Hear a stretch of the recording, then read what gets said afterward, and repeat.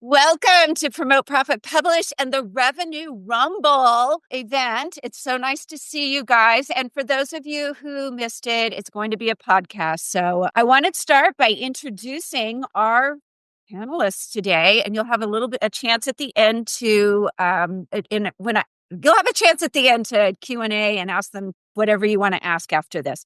So Gretchen, raise your hand. Gretchen is the master of the art of coaching success. She goes everything from lead generation to enrollment. She has some great processes that we're going to get to today.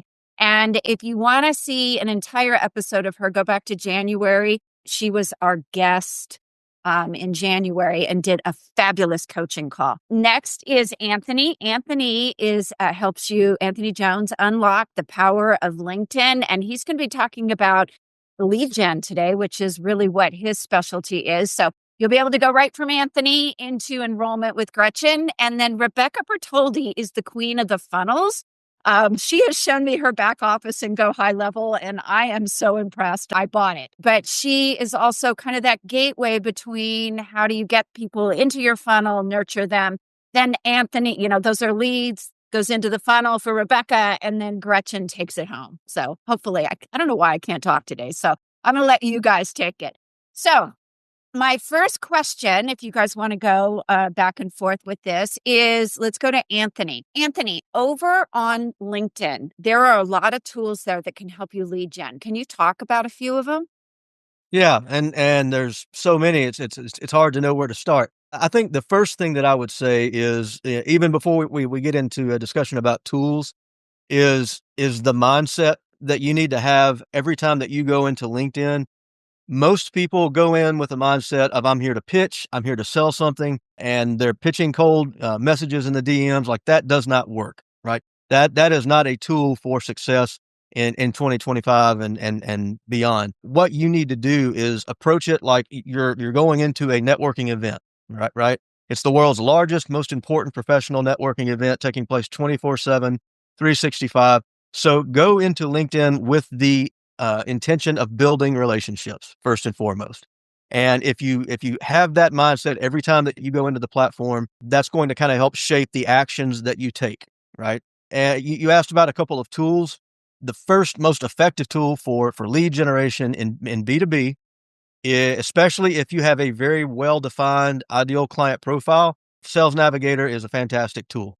And I could spend hours talking about that. Won't go into all the details, but essentially what it lets you do is build out a list of your top tier leads, and then get notified every time those people make a post on LinkedIn so that you can show up and comment and engage with that post. Sometimes even before you send a connection request, because that's really the quickest way to get on someone's radar and be seen as a person of value, as opposed to a person who's just here to pitch. And over time, after you do that a few times, the chances of them accepting a connection request or having a conversation in the DMs is going to be a lot more natural than just someone coming in cold. So that's the first thing that I would do. The other thing that I would recommend is make sure that you are building your personal brand, right?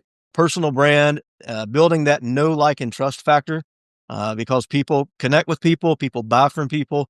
And you need to be someone who is showing up in the feed, sharing valuable content, sharing content that speaks to the pain points that your clients have, and then engaging on the larger conversation, leaving comments on other posts. Those are just some of the very high level best practices. Again, I could spend hours talking about every one of those in a lot more depth. Well, what about the LinkedIn newsletter? So we have a whole funnel, and I'll get to Rebecca because she has a magazine as well with this question. We use the LinkedIn newsletter extensively to we don't really sell in it. We send out invites, the magazine, we provide content every week. We seem to get quite a few clients that way where they'll follow us, and I have no idea how long they've been following. And then all of a sudden one day they'll pop up at a training and go, I've been following you forever. Yeah, I love LinkedIn newsletters. They can be a fantastic source for lead generation Because if you think about it, kind of to your point, Juliet, like if they've been following that newsletter, they've been getting valuable content from it. Like you've built that trust, you've built that that authority with your subscribers. And sometimes doing something as simple as just having something in the footer of every newsletter that goes out that is, a call to action, whether it's to your enrollment page, whether it's to a lead magnet where you're, sending them through a funnel, whatever that looks like, that can be a really effective way to, to generate leads. The other thing that I highly recommend is when you, once you have your newsletter launched, like set aside 15 minutes every week and actually go look at your subscribers. And you can't download them, unfortunately, but you'll see the most recent subscribers at the very top of the list and like look for those individuals. If you're not connected with them, send a connection request and just say, "Hey, thanks for following my newsletter." Sometimes that turns into a conversation. And if you're already connected with them, you could always say, "Thanks for following. I would love to hear more about what type of content you'd like to see." Just ways to start conversations again in the DMs, which is important without being salesy. So that can be a very effective way to talk to people in the DMs every week who already know something about you and have seen value from your content. I love that. I don't do that. I just learned something.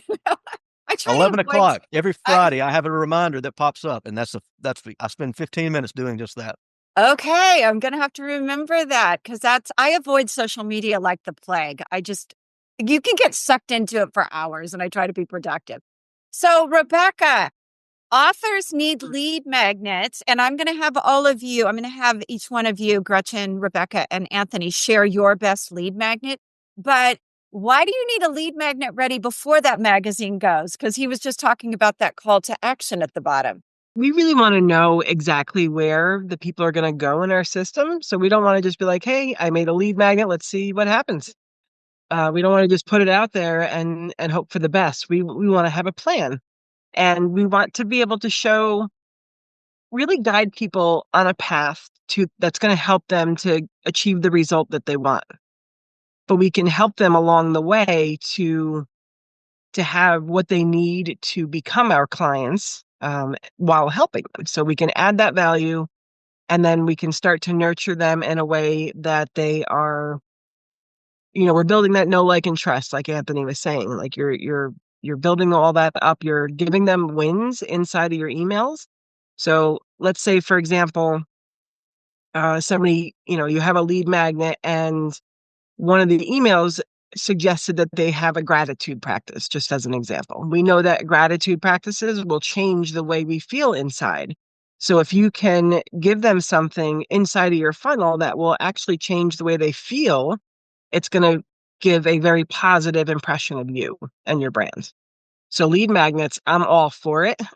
I love lead magnets, and I am actually about to launch one of my biggest lead magnets ever tomorrow, which is a magazine, but they can really be anything. So wherever you're strongest. So if you love doing videos, do some videos. You can do audio, like have meditations or just any kind of audio lessons.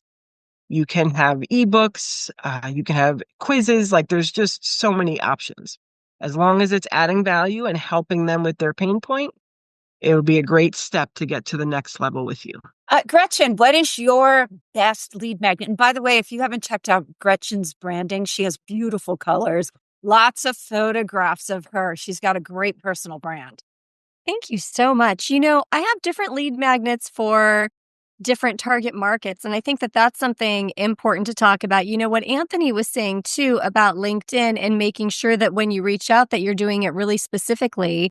It's the same thing with your client creation. And so one lead magnet, when you say, what's my best one? They're all good because you shouldn't put out a lead magnet that isn't. And they're all good for the different section of person that I'm wanting to connect with. So what you want to think about for a good lead magnet, and really for any of your client creation as well, is how is this person coming to me? What is their biggest pain point? Do they realize that it's their pain point? And if so, how can I help them with that pain point? So when I'm teaching everything about client enrollment, one of the things that I say is that you want to have a process. And if we piggyback on what Anthony and Rebecca have said, You need to know who that potential client is, and you always want to prep them to have some information that they're thinking about giving to you about who they are so that you can see if they are a good fit. And what do I mean by that? Many times people will want to talk to us and get on our calendar only to not show up. That can happen frequently when you're new. Something to do is that before you allow them to be on your calendar, to send them some prelim questions so that you know what it is that they actually want. I like to send something out asking them, what do you want to create? It's 2025. What do you want to create in 2025? What have you tried? And the reason I ask what have you tried is because it shows me their level of readiness. How ready are they? If they haven't tried anything, they're not ready to work with me yet. And so that's a question that I build in. Now, for somebody else, that might be perfect. Oh, good. They haven't tried anything yet. I'm their solution. And then the third question I ask is, where are you stuck? I want to see how clear they are. It's okay with me if they don't really know, but this is for me as kind of a test of readiness and are they willing to follow basic direction? If someone can't fill out 3 questions, then I don't give them the time on my calendar. They can have a lead magnet, no problem. You can go, you can look at it, do the steps, don't do the steps, it doesn't matter, but I'm only willing to work with people who are ready. And so that's something too, when you're thinking about your lead magnet, your funnels, your connections, that you want to be asking yourself, who is the right client? Because to Anthony's point, we don't really, that whole thing where people are spamming us all the time and that sort of thing, nobody likes to be sold to, but they do like to be served. And if you make it feel like a very high-end experience, it's kind of like going to Nordstrom's where you thought you just came in for, a black cocktail dress, but you're leaving with so much more because you were served. And so if we take on that same approach in our professions, your potential clients leave with so much more and your sales are higher. Yeah. And to that second question there, I always ask that because I want to hear if I'm going to get somebody who's ready and taking action, or if I'm going to get a rerun of the victimization Olympics. That's right. Yeah. And it's really important for them to have some level of readiness. Now, sometimes they might say, I haven't tried anything yet, but here's all of the things I've thought about. That shows me some readiness. But the people that they haven't tried anything at all yet, they're not ready for my kind of coaching. But there is someone else who probably has a system or a whatever it might be that would be a good fit for them. So for all of us in our professions, we need to be building in parameters for ourselves, requirements of our clients. So many entrepreneurs are willing to just take anything that comes through the door that will sink your business and your time. So what are your requirements of working with people? Mine are they're ready, they're committed, they've got the financial resources, and then we coach. I want them to experience it before I decide if I'm going to work with them. Yeah. And you guys probably don't know this, but I have a book and it's titled Pitch Slapped. That actually came from a group of girls. Somebody walked up and pitched us. And one of the girls said, I just felt like I've been pitch slapped. Yep. So, and that's what we feel like. It feels slimy a lot. Anthony, what about you and lead magnets? What are you comfortable? What do you like to produce? I'm taking notes. I'm glad this is recorded because what Gretchen just said is brilliant, especially the part about asking qualifying questions, because that's something I've struggled with. I've had many people come into my email list through a lead magnet and to her point, like they weren't anywhere near ready to work with, a one-on-one type of coaching program.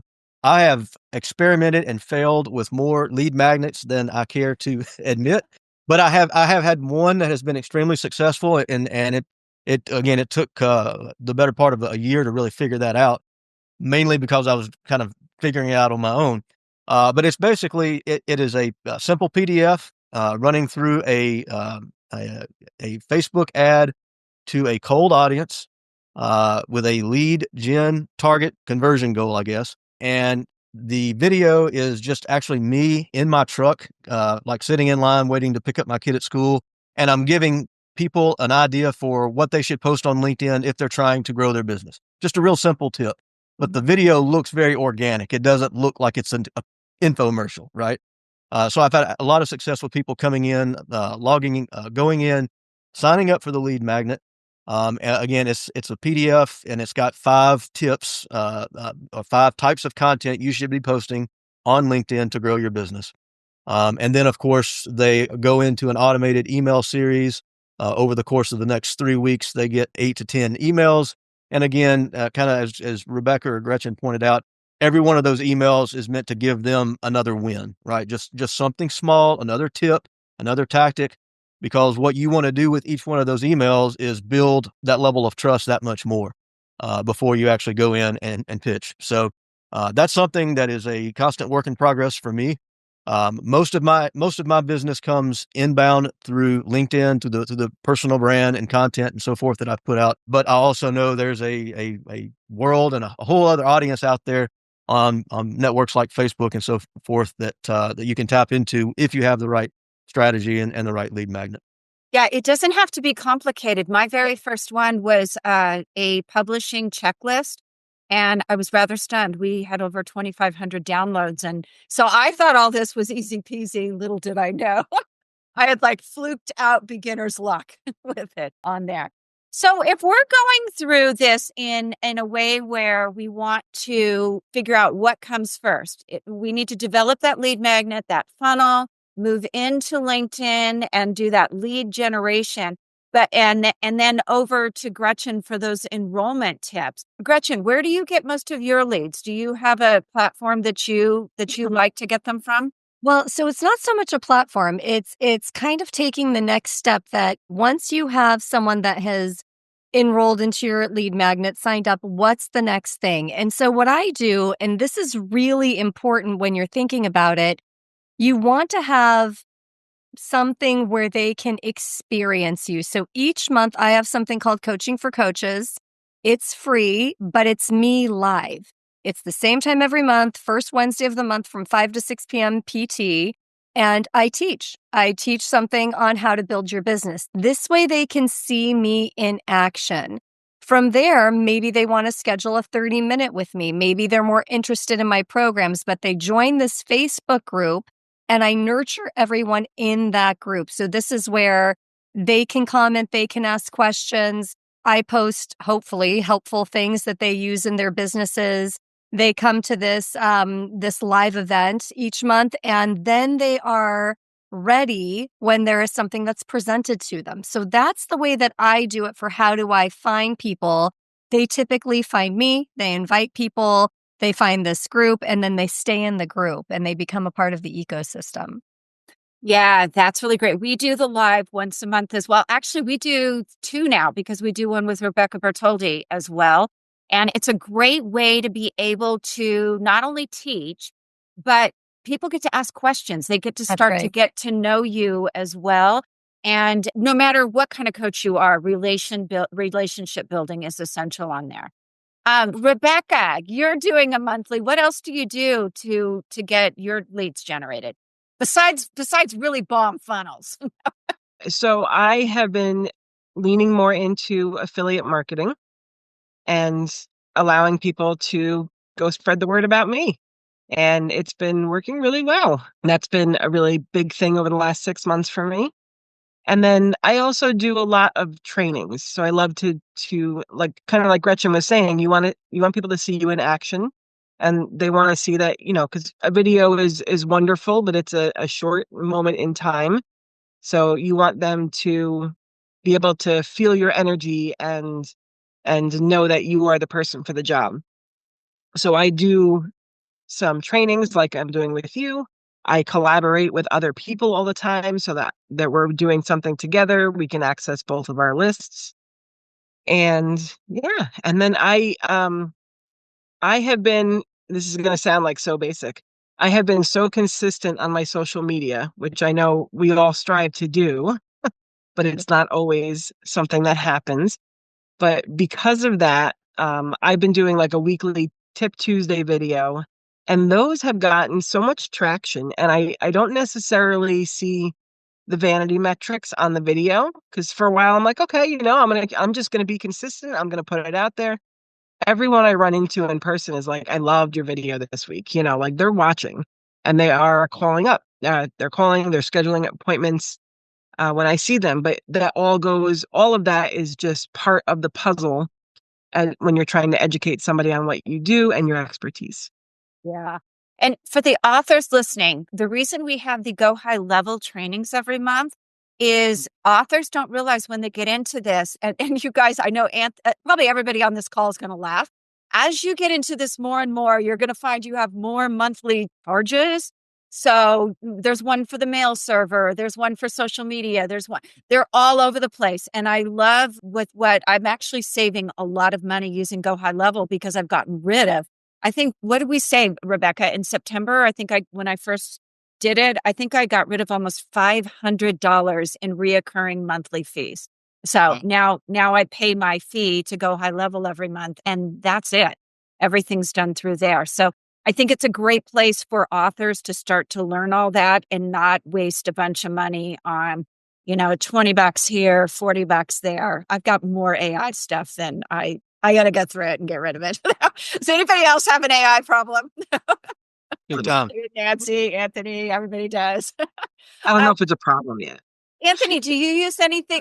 Mine's a problem. We need like one of those AA groups for AI.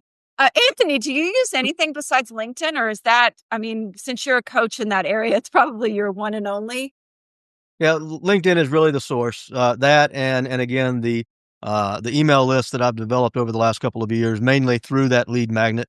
LinkedIn has just been it's actually how I started a side business 3 or 4 years ago when I was working at Ducks Unlimited, and it was all built through my personal brand, through content and so forth. Over time, people just assumed that I was a LinkedIn expert just because I had been posting, consistently for years. That turned into a side business, and then about 3.5 years ago, had grown to the point where I was able to leave my 9 to 5 and start doing this full time.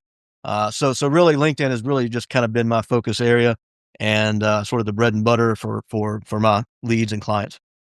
Let's talk a little bit about email marketing and enrollment. How often do you guys send out emails to your audience? Are you pretty consistent? And what do you send content-wise?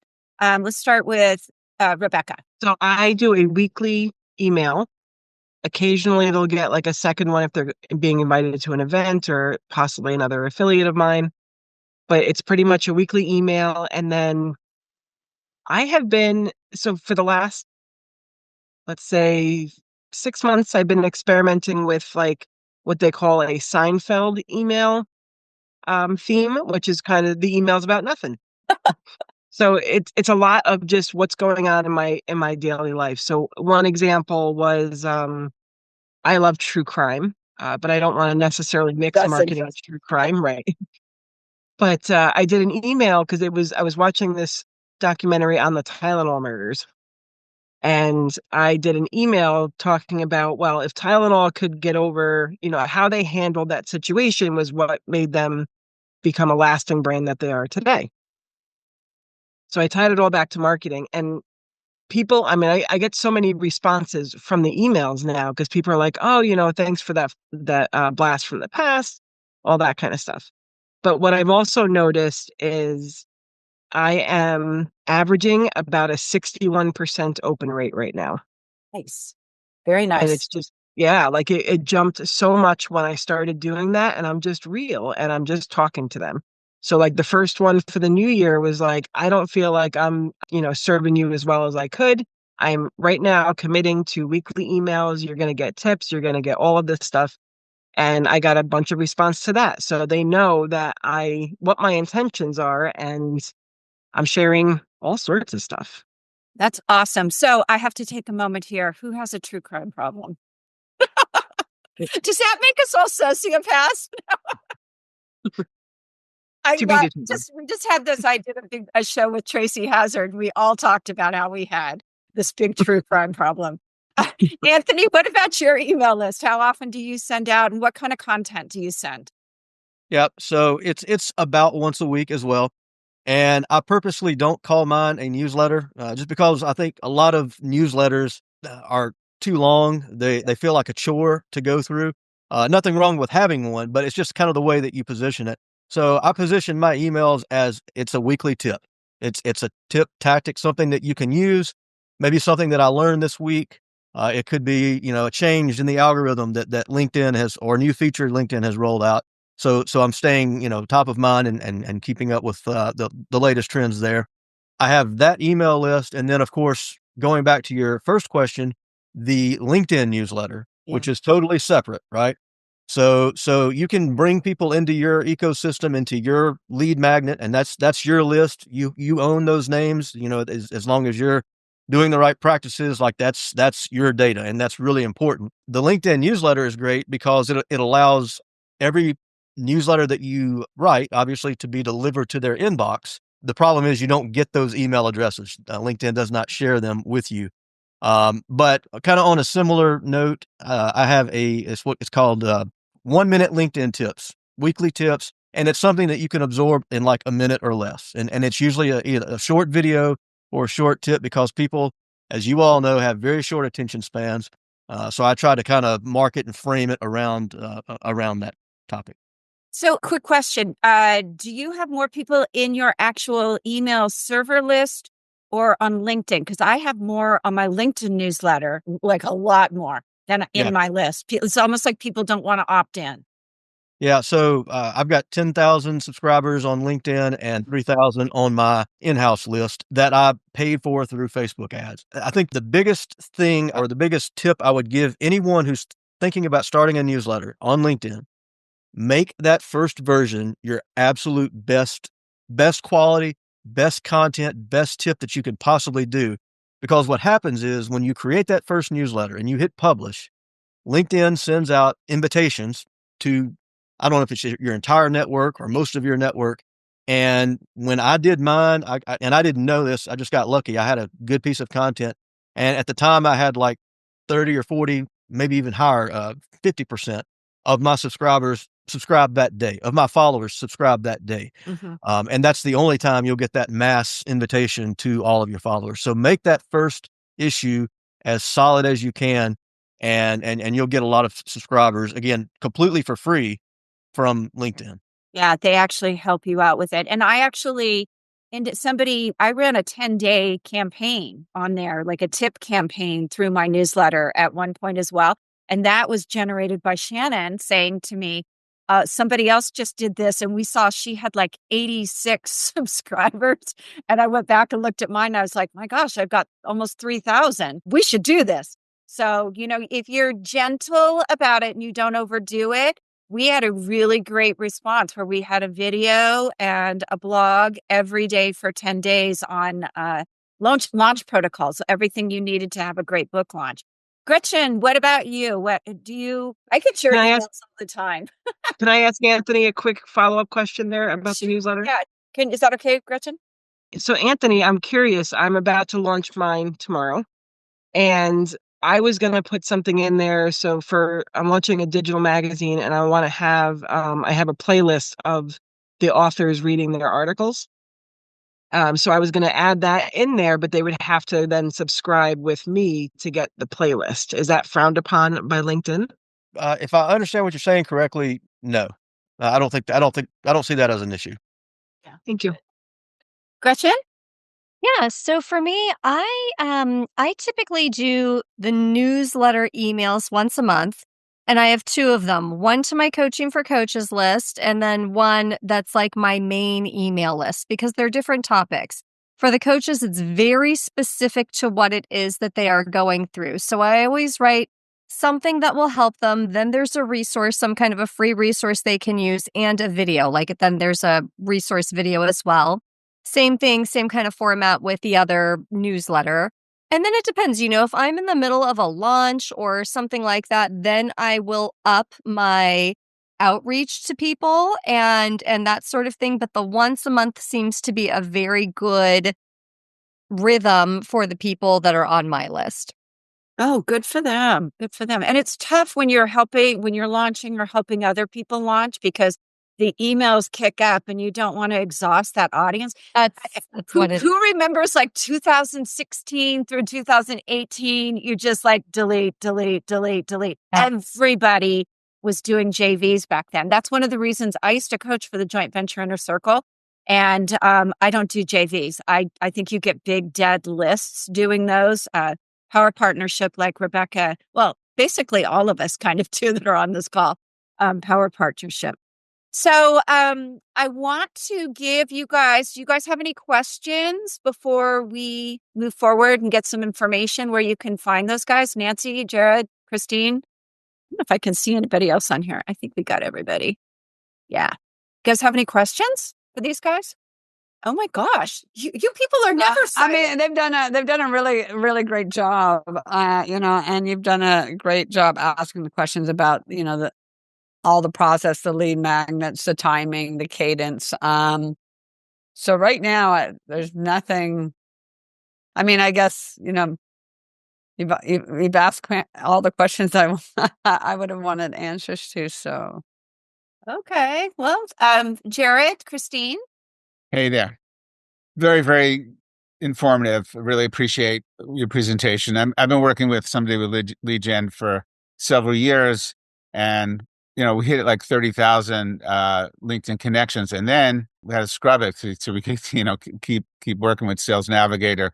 The question what really hit me is before actually bringing somebody onto a meeting to qualify them, and so I would love to know a little bit more about like what do you feel the most effective questions are to qualify somebody for a potential? Because what I'm discovering is money seems to be the barrier for most people, and it seems like in the last couple of months it's been even stronger. So I'm wondering if anyone has, or Anthony, have a Gretchen, you have some really good objections, don't you? So here's what I was going to say to that is, yes, money is always going to be an objection. It doesn't really even matter how much money. People don't want to spend money. And you're right, the climate has changed in the last few months. People are willing to spend less right now. They're afraid. But something for you to know is that we don't need to get involved in their money story. If someone asks me, what does it cost before they want to talk, I tell them, I won't know until we talk. And then I can make my highest recommendation. And when they say things like, that's a lot of money or whatever it is, I let them have their feeling. And I'll say, you're right. For you, I can hear that it is. And I wouldn't want you to do it unless you were 100% sure that it was going to work for you. What would you need to see happen from this investment? And then I talk to them about my requirements about you need to be committed because this is something you are going to have to do. Only you know from a readiness level if now is the right time. And let's coach. I will give them one coaching session and I say, bring something that you really want to move the needle on and let's see what we can do. People are nervous to spend money when they don't know what the value is. So I take that question out of it by showing them and having them experience the value instead of trying to explain the value. Does that help, Jared? Yeah, that's a great answer. It does. So I mean, fundamentally, what I'm doing when I get somebody on is there's never a pitch, and there's always how to serve. And so I ask the questions, and I always want to get their sort of the holistic vision of what they want to create first before I'm able to even offer how I think I can help them. But it sort of leads me at the place where then I'm sending them the PDF and articles and such. Okay, so pause there. Something that is a better approach to that is we're not afraid to talk about it in real time. So make your highest recommendation. If you do like a 30-minute connection, you want to spend about 20 getting to know them. What are you wanting? What have you tried? What's difficult? Then you say, I've asked you a lot of questions. What kind of questions do you have for me? They're going to ask you things like money, how do you work, all of that. You slow them down and you say, I'm glad you asked. I have some requirements. Then go over your own requirements. I'm going to give you all my lead magnet that has these connection call scripts, so you don't have to worry about writing it down. After you do that, you tell them my highest recommendation is do not email them anything afterwards. Because the thing is this, people who are interested, they get a hold of you. You don't have to email them. The ones who aren't interested, if you are emailing them, you might as well say, instead of like checking on you, are you going to give me money? Because that's really what we're wondering. Instead, it's if you have served them in a big way on that call and then invited them to something else. Usually for me, it's that coaching conversation where I'm truly coaching. First is connection, then the coaching. Then you already have it there. I don't do a lot of emailing of people. I don't believe in it. I think that, that's part of that thing with sales where then people feel very like, ugh, get away from me. I had someone I had a conversation with yesterday. They've emailed me 3 times. It's less than 24 hours. I'm seriously not going to work with them because it's annoying. I would never do that. And I don't inundate people with emails, but primarily what I don't do is I always ask them at the end, about their, what kind of questions. So it first starts out, I want to know about them. Then I do my best job to, in a succinct way, to give them the vision and picture of how I could serve them. But I'm not actually doing anything with them. Um, and so you're saying to actually book another and give them Yes. like a comp coaching session? That's what I do, because if you think about Yeah. it, in that first 30 minutes, trying to connect, close, and coach, it's too much. Like, it's too fast. So I just connect and I answer questions. I don't even try to tell them what it is I'm going to do for them. I tell them, bring the thing that feels so important to you that you want to move the needle on. It would make all the difference. And we're going to spend an hour together doing that. And then I do that. I save time at the end. How was that for you? What questions do you have? And that's where I get into the close. I'm Perfect. Thank you I'm so gonna much. I'm I gonna do really have I did not want to give somebody a full on coaching session if I didn't really feel like there's that alignment, and they've first like looked at the PDF and the milestones and some samples of things that we do. But you're saying go directly, make it a brief introduction call, to get who they are and such, and then to follow up, you give them a full hour. That's what I do. And I think of it as Wow. my advertising. Remember, when you get one client through the door, even though you've put a lot in the front end, I think of clients as clients for life. My clients, I coach them a year, maybe two, they go away, they come back, they send people. So this is your advertising budget. This is your marketing. And yeah, you're putting out an hour, but you get a $10,000 client or whatever your own price point is. Okay.